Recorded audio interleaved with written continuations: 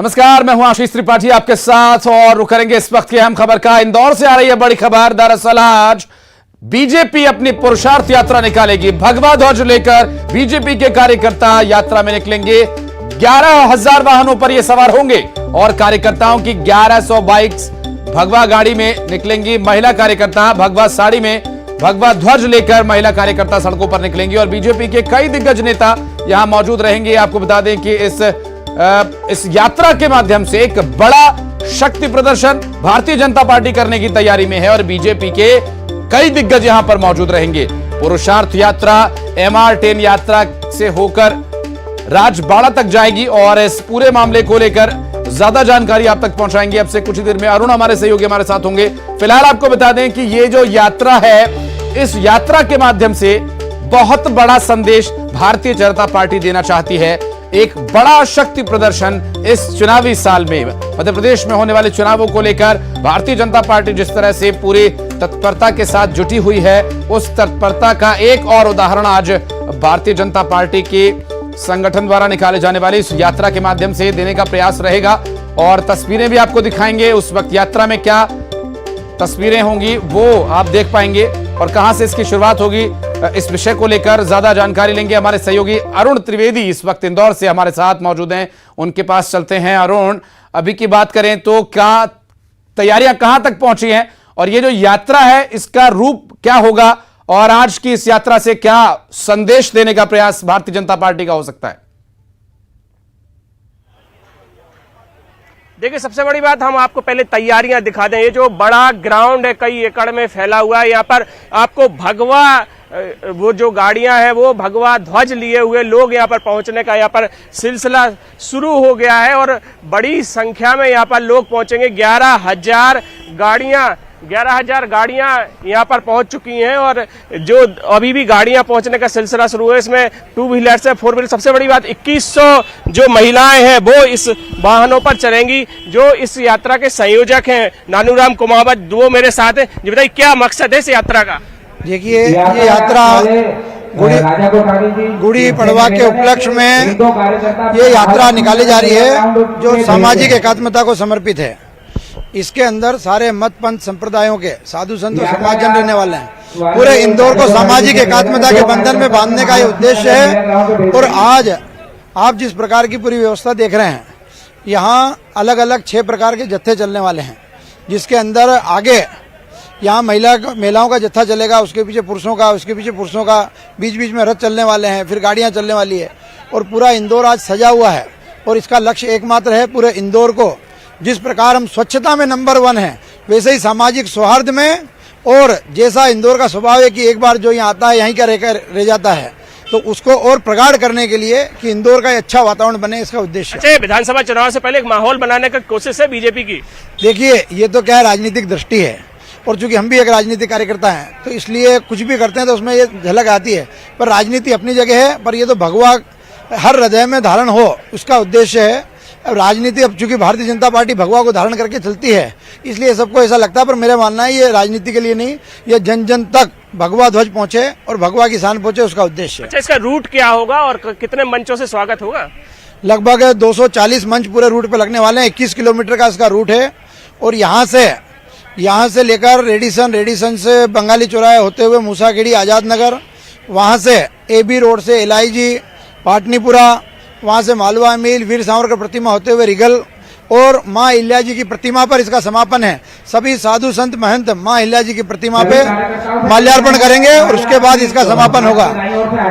कितने लोग इसमें शामिल होने वाले हैं? मुझे ऐसा लग रहा है कि कम से कम 25 से 30 हजार लोग इसमें शामिल होंगे, क्योंकि 11,000 वाहन रहेंगे, जिसमें 7-8 हजार 2 व्हीलर रहने वाले हैं और 2-3 हजार जो है वो 4 व्हीलर रहने वाले हैं। उससे अधिक भी संख्या हो सकती है कि जिस तरह का वातावरण बना और सजा है, तो एक अद्भुत कार्यक्रम होने वाला है। सभी मत संप्रदाय बिल्कुल अरुण, यहाँ पर जो तैयारी है, जो नेताजी कह रहे हैं उसके अनुसार आज पूरा इंदौर पूरा यहाँ पर सड़कों पर बीजेपी कार्यकर्ताओं से पटा नजर आएगा। हालांकि ये कह रहे हैं कि ये राजनीतिक कार्यक्रम नहीं है, ठीक है, राजनीतिक दल एक सामाजिक सौहार्द का कार्यक्रम कर रहा है, उनका ये कहना है, लेकिन चुनावी साल में इस तरह के कार्यक्रम का होना साफ संदेश है। बहुत शुक्रिया अरुण आपका इस पूरे मामले पर जानकारी देने के लिए। आगे अपडेट लेने फिर आएंगे आपके पास। अंबिकापुर से एक बड़ी खबर का रुख कर लेते हैं। एक ट्रैक्टर में आग लगने का मामला। दरअसल पैरावट ले जा रहे ट्रैक्टर में आग लगी और ड्राइवर की सूझबूझ के चलते बड़ा हादसा होने से टल गया। दरअसल घंटों मशक्कत के बाद आग पर किसी तरह से काबू पाया जा सका।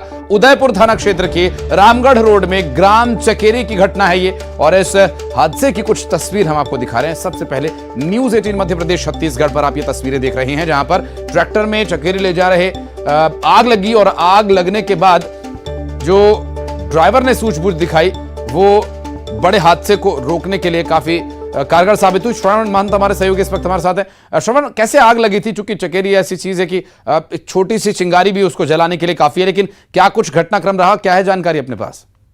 ये चकेरी गांव के पास इस ट्रैक्टर के ट्रॉली के पैरावट में आग लगी थी, और ये रामगढ़ रोड से चकेरी जा रहे थे, और ये जो इलेक्ट्रॉनिक तार होती है खंबे पे, उस पे ये जो पैरावट ट्रॉली में पैरावट थी, और ये जो है शॉर्ट सर्किट की वजह से, चिंगारी की वजह से इस पैरावट में आग लगी, और ड्राइवर को पता नहीं चला कि इसमें आग लगी है। वो आगे बढ़ता जा रहा था, लेकिन स्थानीय लोगों ने जब आग की लपटें जब तेज हुई तो उसको पता चला, तो सूझबूझ से जो ड्राइवर था वो सबसे पहले तो सुनसान जगह पर गाड़ी को खड़ा किया और अपने इंजन को अलग कर दिया। और इस बीच जो है आसपास के जो आवागमन के जो लोग थे, आ रहे थे, वो रुक गए, और 112 की टीम को भी सूचना दी गई, फायर ब्रिगेड को भी इसकी जानकारी दी गई, और स्थानीय लोग गनीमत है कि कोई बड़ा हादसा नहीं हुआ। श्रवण, बहुत शुक्रिया आपका इस पूरे मामले पर जानकारी देने के लिए।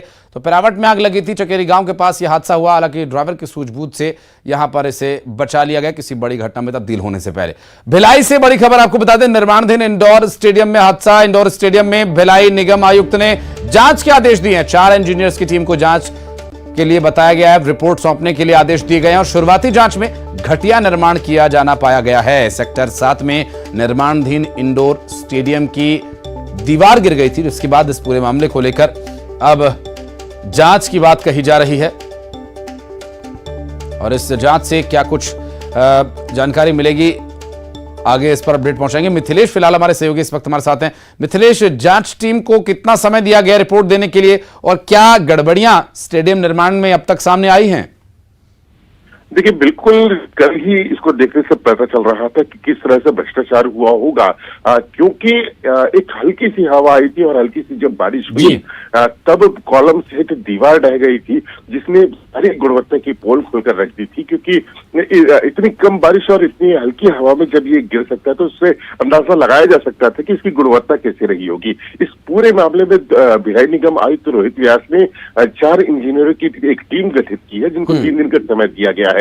ये 3 दिनों में अपनी रिपोर्ट सौंपेंगे और उसके बाद में उचित कार्रवाई की जाएगी। उन्होंने स्पष्ट कर दिया है कि जो भी इसमें दोषी पाया जाता है, चाहे वो निर्माण एजेंसी और चाहे अधिकारी हो, उनके खिलाफ में कार्रवाई की जाएगी।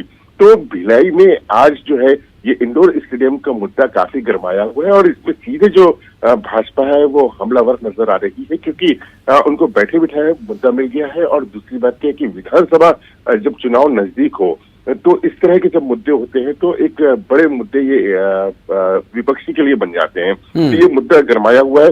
फिलहाल इस पूरे मामले में जांच के आदेश दिए गए हैं। देखने वाली बात ये होगी कि जांच में आखिरकार कौन कौन दोषी पाया जाता है। अभी प्रथम दृष्टया जो सामने आ रही है बात, वो जिस तरह से सरिया का इस्तेमाल करना चाहिए था, जिस तरह से दोनों बीम की जगह में जो उसको जोड़ने वाली चीज होती है उसमें भी गड़बड़ी पाई गई है। सरिया जो है वो मोटाई जो उसके थे वो 12 mm का लगाया गया था, जबकि अधिक mm का लगाना था। तो ऐसी और भी कई गड़बड़ियां हैं जो जांच के बाद सामने आ सकती है। नजर बनाए रखिए मिथिलेश आप इस पूरे मामले पर, आगे अपडेट लेंगे आपसे। और चूंकि सिर्फ मुद्दा नहीं है, ये बहुत जरूरी है कि यहाँ पर इसकी निगरानी की जाए, क्योंकि ये आम लोगों के लिए, खिलाड़ियों के लिए बनने वाली स्टेडियम की निर्माण सामग्री का इस्तेमाल किया जाए, घटिया का क्वालिटी का यहाँ पर यूज किया जाना बेहद गंभीर एक विषय। बढ़ते हैं आगे। मध्य प्रदेश में बारिश और ओले से किसानों पर ये आफत बनकर बरसा है। कई जिलों में फसल बर्बाद होने की कगार पर है। किसानों को अब बस सरकार से ये आस है कि सरकार उनकी कुछ मदद करे। वहीं सरकार के मंत्रियों ने भी इस पर मोर्चा संभाल लिया है। खुद मंत्री फसलों का जायजा लेने के लिए खेत तक पहुंच रहे हैं। फिलहाल इस राहत में सरकार का बहुत बड़ा योगदान है, और इस आफत से जो राहत दिला रही है सरकार, किसान उससे थोड़ा संतुष्ट हैं, क्योंकि कई जिलों में ऑरेंज अलर्ट भी जारी किया गया है। तो ऐसे में यहां पर सरकार की कोशिश है कि किसानों को सर्वे कर जल्दी से जल्दी उनके नुकसान की भरपाई की जाए। हालांकि इस विषय को लेकर विपक्षी दलों का कुछ और कहना है। 6 तस्वीरें आपको हम दिखा रहे हैं और किसानों की इस परेशानी का हल जल्द से जल्द निकले, इसकी तत्परता की एक बानगी देखने को मिली गृह मंत्री नरोत्तम मिश्रा द्वारा दतिया में, जब वो बाइक से खेत का दौरा करने पहुंचे।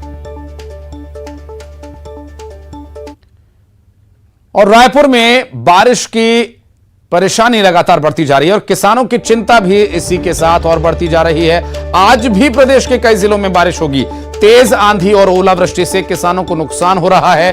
बारिश और ओलावृष्टि की वजह से तापमान में तो गिरावट हुई है और यह लगभग 5 से 6 डिग्री सेल्सियस की गिरावट दर्ज की गई है, जबकि इस गिरावट को किसानों की फसल के लिए अच्छा नहीं माना जाएगा, आम की फसल के लिए अच्छा नहीं माना जाएगा, क्योंकि यहां अब जो स्वाभाविक रूप से गर्मी होनी चाहिए उससे 4 से 5 डिग्री सेल्सियस कम तापमान होगा, तो निश्चित रूप से प्राकृतिक जो उपज है उस पर इसका सीधा असर देखने को मिल सकता है। तो बारिश की वजह से यहां पर परेशानी बढ़ी है। बेमौसम बारिश ने खेत में खड़ी फसल को नुकसान पहुंचाया है और इस नुकसान की भरपाई के लिए सरकार बार बार दावा कर रही है कि जल्द ही इसका सर्वे होगा, जल्द ही इसका निवारण किया जाएगा, किसानों के नुकसान को जल्द ही पूरा करने के लिए कोशिश की जाएगी। और हमारे सहयोगी रतलाम से सुधीर जैन इस वक्त हमारे साथ मौजूद है और रायपुर से युगल तिवारी, दोनों ही सहयोगियों के पास बारी बारी से चलेंगे। पहले युगल आपके पास आते हैं, अभी क्या स्थिति है? ऑरेंज अलर्ट जारी किया गया मौसम विभाग की तरफ से।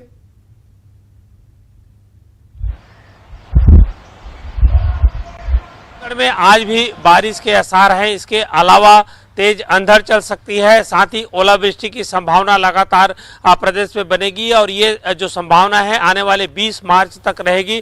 बारिश की वजह से और ओलावृष्टि की वजह से छत्तीसगढ़ के तापमान में 5 से 6 डिग्री की गिरावट है वो दर्ज की गई है।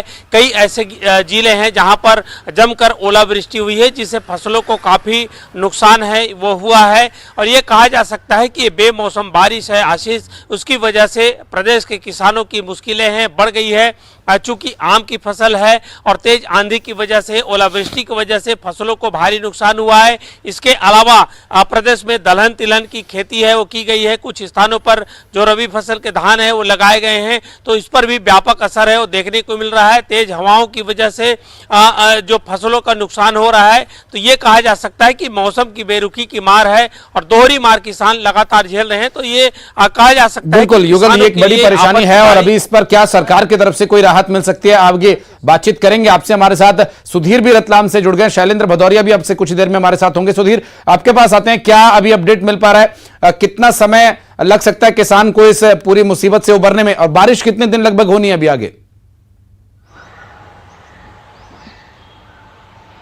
देखिए, फोरकास्टिंग है 1 से 2 दिन तक के मौसम इसी तरह से बिगड़ा रहेगा रतलाम जिले का। और कल की अगर मैं बात करूं तो कल रतलाम जिले के जावरा क्षेत्र के करीब 1 दर्जन से ज्यादा गांव में बारिश ने जमकर तबाही मचाई है।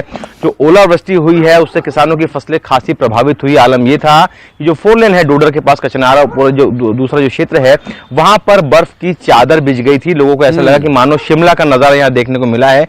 लेकिन जो ओलावृष्टि हुई है उससे सबसे ज्यादा जो नुकसान है वो गेहूं की फसल का हुआ। इसके साथ ही जो लहसुन और प्याज की फसल है, अभी जो देसी प्याज आता है उसको भी यहाँ पे खासा नुकसान हुआ है। इसके साथ जो गेहूं, इसके पहले 7 दिन पहले जो बारिश हुई थी उसमें आड़ा हो गया था और उसके ऊपर जब ओलावृष्टि हुई है तो पूरी तरह से वो फसल अब बैठ गई है। गेहूं की फसल किसी भी काम की नहीं रही है। और इसी मामले को लेकर जावरा के जो विधायक है राजेंद्र पांडे, उन्होंने सीएम से भी चर्चा की और कल राजेंद्र पांडे सीएम से मुलाकात करने जाएंगे किसानों के मुआवजे को लेके। तो लगातार जो राजस्व का अमला है वो भी खेतों में लगातार उतर रहा है। पटवारियों की टीमें बनाई गई है, आरआई की टीमें बनाई गई है और लगातार जो नुकसानी हुई है खेतों के अंदर किसानों की उसका आकलन लगातार जिला प्रशासन यहाँ पर कर रहा है। लेकिन मैं कहूंगा कि ये जो बारिश है उसने किसानों के मुंह का निवाला आखिर छीन लिया है और किसानों को राहत कब तक मिल पाएगी सुधीर, ये सिर्फ किसानों के लिए नहीं बल्कि ये निवाला पूरे देश में जाना था अलग अलग तरीके से। शैलेंद्र हमारे सहयोगी इस वक्त हमारे साथ जुड़ गए हैं, शैलेंद्र से बात करेंगे। शैलेंद्र, मौसम विभाग क्या कह रहा है? इस मौसम में अमूमन बारिश होती नहीं है, लेकिन जो क्लाइमेट चेंज है उसका ये असर तो है ही। अभी और कितने दिन ये समस्या रहेगी? कितना तापमान फ्लक्चुएट कर सकता है? किसानों के लिए आगे और कितनी मुसीबत खड़ी है? देखिए फिलहाल अगर मैं आशीष बात करूं तो किसानों को फिलहाल राहत मिलने की उम्मीद जो है वो नहीं नजर आ रही, क्योंकि जिस तरीके से मौसम विभाग ने अलर्ट किया है कि अभी आने वाले कुछ 2 से 3 दिन और ऐसे हैं जब मध्य प्रदेश के अलग अलग हिस्सों में बारिश रहेगी। आपने किसानों की बात कही, मैं इस वक्त किसानों के बीच में मौजूद हूँ। भोपाल ग्रामीण के इलाकों में आप देख सकते हैं किस तरीके से कल जब देर शाम बारिश हुई उससे फसलें किस तरीके से बर्बाद हुई हैं। ये आप इन तस्वीरों में देख सकते हैं कि जिस तरीके से तमाम जो इलाके हैं, चाहे वह ग्वालियर चंबल की बात हो, मालवा निवाड़ की बात हो, दूसरे अन्य इलाके हैं, लगातार उन जगहों पर बारिश हो रही है और बारिश की वजह से जो है वो फसलें बर्बाद हो रही हैं। अभी मैं जिस वक्त जो खेत की आप तस्वीरें देख रहे हैं, आप देख सकते हैं किस तरीके से जो पूरे जो किसान हैं वो यहाँ पर मौजूद है, फसलें पूरी तरीके से बर्बाद हो गई। कुछ किसान हमारे साथ हैं, उनसे बात करेंगे। दादाजी, किस तरीके से नुकसान हुआ है फसलों को और अब क्या मांग आप सरकार से करते हैं? साहब सोसाइटी ली थी, सोसाइटी को नोटिस आ गया, बिजली को नोटिस आ गया, कहाँ से दें हम, आरी हो रही फसलें। शैलेंद्र, बीमा कराया था, मतलब फसल का बीमा कराया था, सरकार की योजना है। चिंता लगी, कान से देंगे पैसा, कर्ज लिया अब। जी बिल्कुल। देखिए फसल बीमा योजना भी सरकार की है, क्या आपके यहाँ के किसानों ने फसल बीमा योजना में भाग लिया था? क्या उसका कुछ लाभ मिलेगा? किसानों का सोसाइटी के माध्यम से फसल बीमा होता है। अब उससे टोल फ्री नंबर जो दिया है वो इनवैलिड बता रहा है कि आप 72 घंटे के अंदर टोल फ्री नंबर पे शिकायत करें। हमने सुबह ही लगा के देखा, किसानों के बहुत सारे फ़ोन आए हमारे पास। मैं ग्राम पंचायत बीनापुर के सरपंच होने के नाते ये जिम्मेदारी मेरी भी है कि इस गांव के किसानों की आवाज़ सरकार तक पहुंचाई जाए।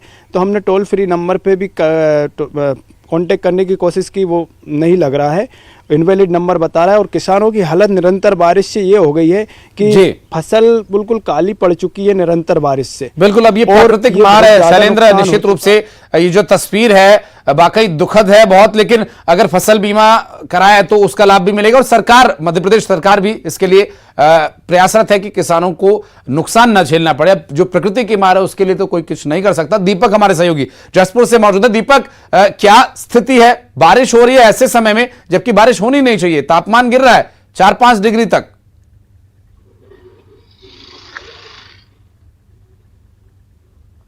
जी आशीष, मैं आपको बताऊं कि जलवायु परिवर्तन की वजह से जसपुर जिले में इन दिनों बेमौसम बारिश हो रही है और इस बारिश से स्थानीय लोगों को खासा नुकसान हो रहा है। एक तरफ तो मौसमी बीमारियां बढ़ी हैं, अस्पतालों में सर्दी खांसी के मरीज बढ़े हैं, बुखार के मरीज बढ़े हैं, वहीं दूसरी तरफ किसानों को खासा नुकसान यहाँ पर देखा जा रहा है।